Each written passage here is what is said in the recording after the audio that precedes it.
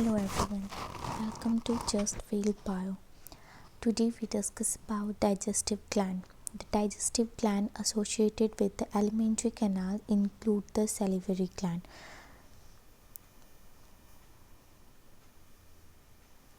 Digestive gland जो है associated होता है एलिमेंट्री कैनाल और सैलिवरी ग्लैंड के साथ and the liver and pancreas. Digestive gland associated होता है alimentary canal include the salivary gland, liver and the pancreas. Saliva is mainly produced by 3 pairs of salivary gland. Saliva जो है mainly produced होता है किससे? तो 3 पेयर्स ऑफ सैलिवरी ग्लैंड से. The parotid gland जो होता है वो चेक के पास पाया जाता है, सब मैक्सिलरी या सब मैंडिबुलर लोअर जो के पास, एंड द सब लिंगुअल जो होता है वो बिलो द टंग पाया जाता है. This gland situated just outside the buccal cavity secrete salivary juice into the buccal cavity. कह रहा है कि ये जो ग्लैंड होता है वो सिचुएटेड होता है just outside the buccal cavity. ये मेन पॉइंट है, मतलब फोकस करने वाला पॉइंट है, क्योंकि ये हो जाता है मतलब इनसाइड भी लिखा रहेगा और आउटसाइड भी लिखा रहेगा. तो हम लोगों को ध्यान देना है कि this gland situated, this gland का मतलब सारा ये तीनों के लिए बोल रहा है. दिस ग्लैंड जो है वो सिचुएटेड होता है आउटसाइड द बकल कैविटी और ये सिक्रीट करता है किसको? तो सैलिवरी जूस को. एंजाइम है जो डाइजेशन में हेल्प करता है, और कहाँ? तो बकल कैविटी में. देन अब हम लोग लिवर के बारे में पढ़ेंगे. लिवर क्या होता है? Liver is the largest gland of the body.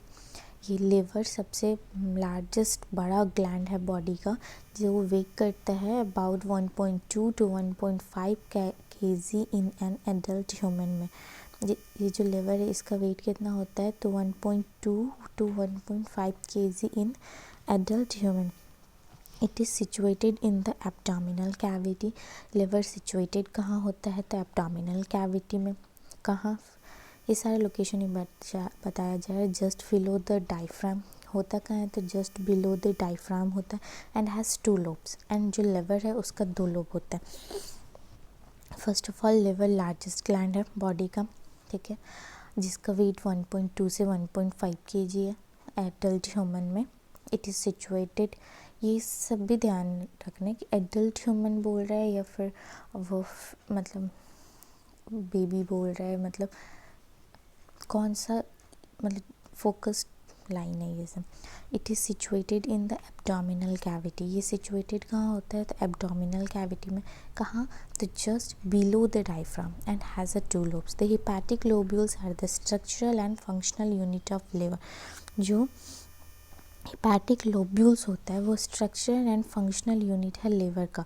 क्यों? क्योंकि ये कंटेन करते हैं कुछ हेपेटिक सेल्स जो कि अरेंज होते हैं in the form of code.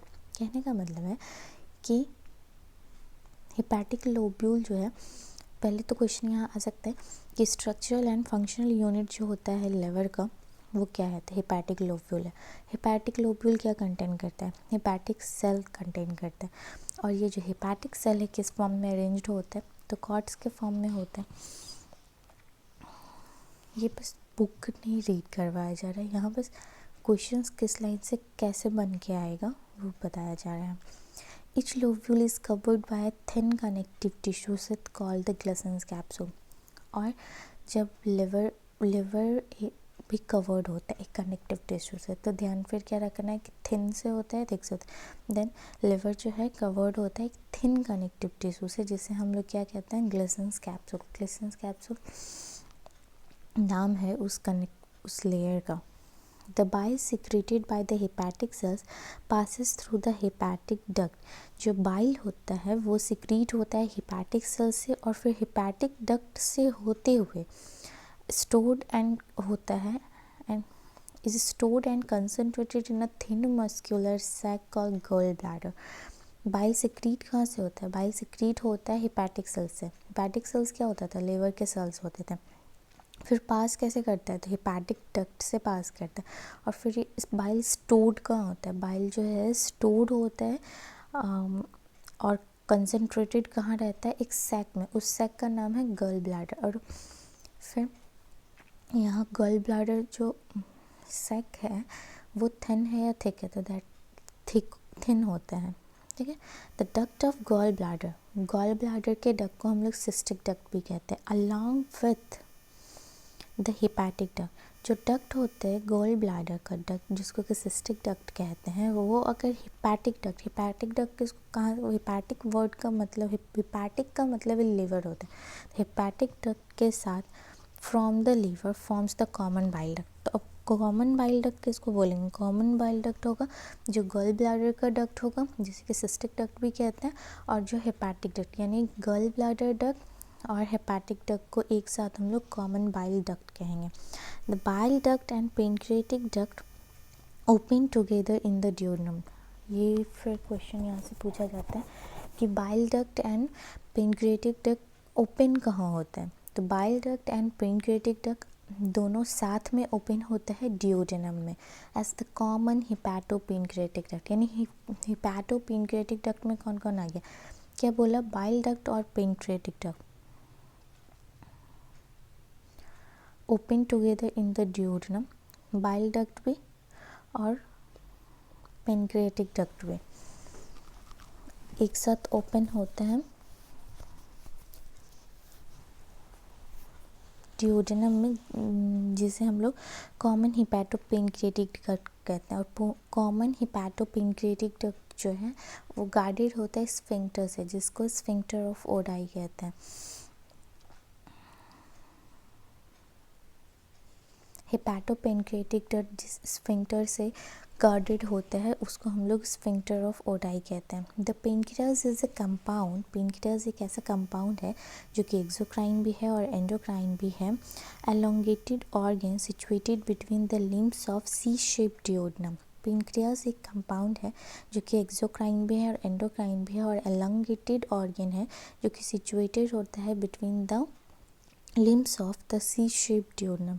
Duodenum का शेप क्या होता है, ड्यूडेनम का शेप सी शेप होता है।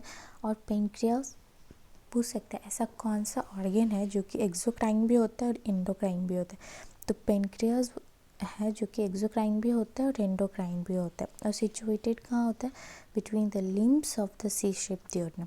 The exocrine portion secretes an alkaline pancreatic juice containing an enzyme, and the endocrine portion, obviously endocrine portions क्या सिक्रीट करते हैं, एंडोक्राइन पोर्शंस हार्मोन सिक्रीट करता है, और एक्सोक्राइन पोर्शंस एंजाइम सिक्रीट करता है। तो एक्सोक्राइन पोर्शन यहाँ के पेनक्रियाज एक्सोक्राइन एंडोक्राइन दोनों होते हैं, तो जो एक्सोक्राइन पोर्शन है वो सिक्रीट करता है,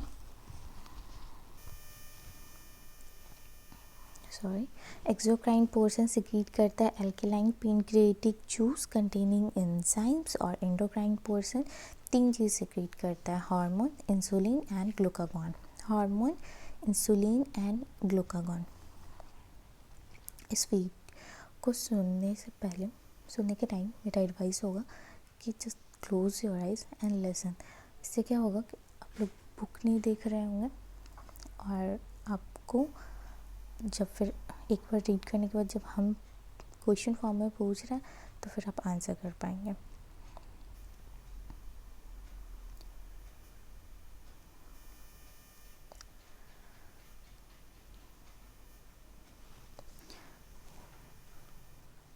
अब ये क्या है, फिगर दिखाया गया है, ये क्या है, तो गॉल ब्लैडर है।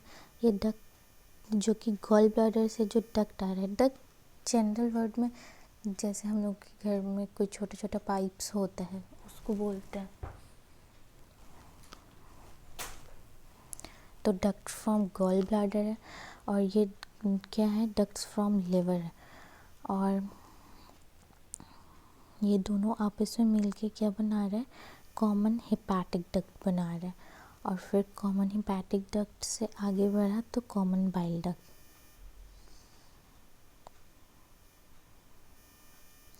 देन पेनक्रियाज दिखाया गया है, फिर पेनक्रियाज का डक्ट दिखाया गया है, फिर ड्यूडेनम को दिखाया गया है, फिर हिपैटोपेनक्रिएटिक डक्ट को दिखाया गया है।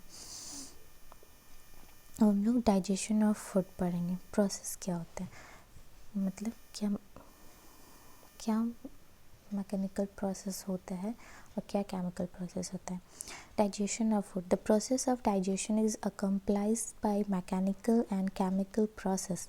The buccal cavity performs two major function. पहला mastication of food and facilitation of swallowing. Buccal cavity दो बड़े मेजर फंक्शंस कर रहे हैं. पहला mastication ऑफ फूड यानी कि खाना को चबाने का काम, एंड facilitation ऑफ swallowing यानी खाना को निगलने का काम. ठीक. The teeth and tongue with the help of saliva masticate and mix up the food thoroughly. Teeth और टंग दोनों वर्क करता है विद. ऐसा नहीं कि टंग ना हो तो फिर हम लोग खाना को स्वेलो कर पाएँ, फिर डाइजेशन में भी उसका बहुत रोल होता है. Teeth and tongue with the help of saliva. Teeth, tongue and saliva तीनों के एक साथ होने पर फूड जो है मिक्सअप होता है, मस्टिकेट होता है बहुत ही अच्छे तरीके से, thoroughly. Mucus in saliva helps in lubricating and adhering the masticated food particle into a bolus. Mucus जो होता है, जो कि सलाइवा से आता है, वो खाना को ल्यूब्रिकेट करने का मतलब सॉफ्ट बना देता है. और एडहेयर द मास्टिकेट ऐसा नहीं है जैसे कि वाटर को एडहेयर नहीं किया जा सकता है, वो तो मतलब बह जाएगा या फिर अंदर स्वेलो हो जाएगा अपने आप. लेकिन खाना को जो है एडहेयर का मतलब एक्चुअल मीनिंग पकड़ना होता है. तो म्यूकस जो होता है सलाइवा में हेल्प करता है lubricate and adhering the masticated food particle, जिसको कि हम लोग बोलस कहते हैं. यानी अगर ओवरऑल बोलस पूछा जाए तो क्या हुआ, जो फूड सलाइवा की हेल्प से मास्टिकेट हुआ है, food and saliva overall bolus हुआ. तो bolus is then convey into the pharynx. फिर बोलस कन्वे होगा फेरिंग्स में and then into the oesophagus. फिर बोलस कन्वे होगा बोलस कन्वे होगा फेरिंग्स में एंड देन फिर पहले बोलस कहाँ कन्वे होगा, फेरिंग्स में, फिर ईसोफेगस में बाय स्वेलोइंग और डिग्लूटेशन. स्वेलोइंग और डिग्लूटेशन दोनों एक ही टर्म हुआ. The bolus further passes down through the esophagus by successive wave of muscular contraction called peristalsis. Bolus फिर फर्दर पास डाउन होता है ईसोफेगस में. वहाँ पे कुछ वेव्स ऑफ मस्कुलर कॉन्ट्रैक्शन होता है और कॉन्ट्रैक्शन कॉल्ड पेरिस्टाल्सिस. वो एक मूवमेंट होता है फूड का, वहाँ मस्कुलर कॉन्ट्रैक्शन होता है, successive wave of muscular contraction होता है जिसको पेरिस्टाल्सिस कहते हैं. The gastro-oesophageal sphincter control the passage of food into the stomach. जो गैस्ट्रोइसोफेजियल स्फिंक्टर होता है वो फूड को स्टमक में जाने रोकते नहीं. मतलब स्फिंक्टर्स का मतलब क्या होता है, एक को जस्ट लाइक गार्ड. घर में आना तो मतलब आपके अपार्टमेंट में आना तो allowed, but with permission of guard. ठीक है, अगर वो परमिशन नहीं देगा तो फिर नहीं होगा. तो gastroesophageal sphincter control the passage of food into the stomach. तो यहाँ गार्ड कौन है, तो स्टमक का गार्ड कौन है, gastroesophageal sphincter. The saliva secreted into the oral cavity contains an electrolyte. जो सलाइवा है वो कहाँ सिक्रीट होता है, जो सलाइवा है सिक्रीटेड होता है ओरल कैविटी में. ऑब्वियसली ओरल कैविटी में सलाइवा होता है. अब उस सलाइवा में होता क्या है, इलेक्ट्रोलाइट्स होता है जैसे कि Na+, K+, Cl-, SCO3- and enzymes, salivary amylase and lysozyme. ये बहुत इंपॉर्टेंट है. बस इस तरीके से याद ही तो रखना होता है कि कहाँ क्या पूछा जा सकता है, किस तरह का क्वेश्चंस पूछा जा सकता है. वो अगर हम लाइन टू लाइन पूछ ले अभी तो आप सभी को याद रहेगा. तो पूछते हैं फिर यहाँ पे क्वेश्चन क्या पूछा जा सकता है कि सलाइवा क्या कंटेन करता है.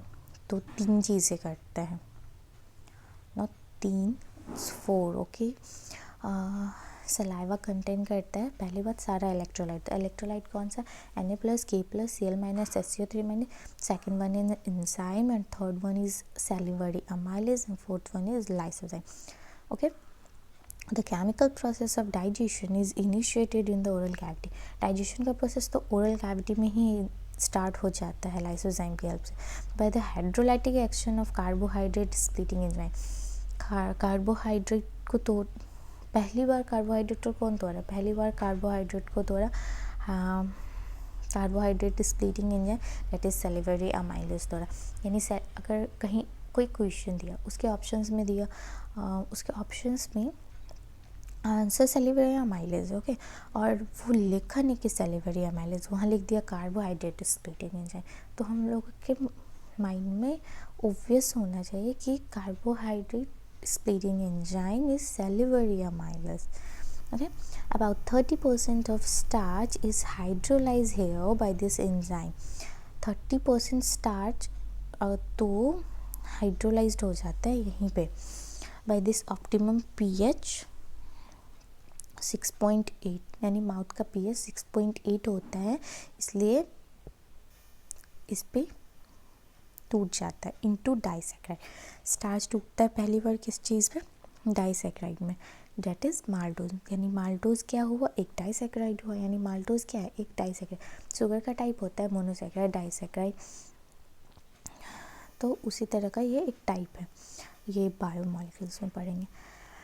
Lysozyme present in saliva. Lysozyme जो है वो प्रेजेंट होता है सलाइवा में और acts as anti bacterial agent that prevents infection. अब जो सलाइवा में लाइसोजाइम होता है ना, वो एंटी बैक्टीरियल एजेंट की तरह काम करता है और वो इन्फेक्शन से बचाता है। जो इसलिए कभी ध्यान दिए होंगे, अगर कुछ बैक्टीरियल जो हमारे बॉडी को अफेक्ट करे ऐसा कुछ चला जाए तो हमारे माउथ में ज़्यादा सलाइवा बनने लगता है। या फिर कहते हैं कि अगर कोई बैक्टीरिया या फिर कुछ भी अगर हमारे स्टमक में ग्रो कर रहा है तो हमारे माउथ में सलाइवा ज़्यादा बनने लगता है। That was a symptom. Okay, खैर आगे बढ़ते हैं हम लोग। स्टार्च जो है सैलिवरी अमाइलेज की प्रेजेंस में pH 6.8 जो कि माउथ का होता है वो माल्टोज में कन्वर्ट होता है और माल्टोज क्या है? एक डाइसैक्राइड है। The mucosa of the stomach has a gastric gland. जो म्यूकोसा होता है स्टमक का उसके पास गैस्ट्रिक ग्लैंड होता है। Gastric glands have 3 major types of cell, namely पहला mucus neck cell which secrete mucus, second one is peptic or chip cell which secrete the proenzyme pepsinogen, and third one is parietal or oxyntic cell which secrete HCl and intrinsic factor essential for absorption of vitamin B12. Mucosa of stomach has a gastric gland. Gastric glands के पास 3 major type के cells होता है। पहला cell mucus neck cell which secrete mucus, second one is peptic और chief cell which secrete proenzyme pepsinogen, and third one is parietal और oxyntic cell जो कि सिक्रीट करेगा HCl, और कुछ पेराइटल और ऑक्सेंटिक सेल जो है कुछ इंट्रिंसिक फैक्टर भी रिलीज़ करेगा, जो फैक्टर एसेंशियल होगा एब्जॉर्प्शन ऑफ विटामिन B12 के लिए।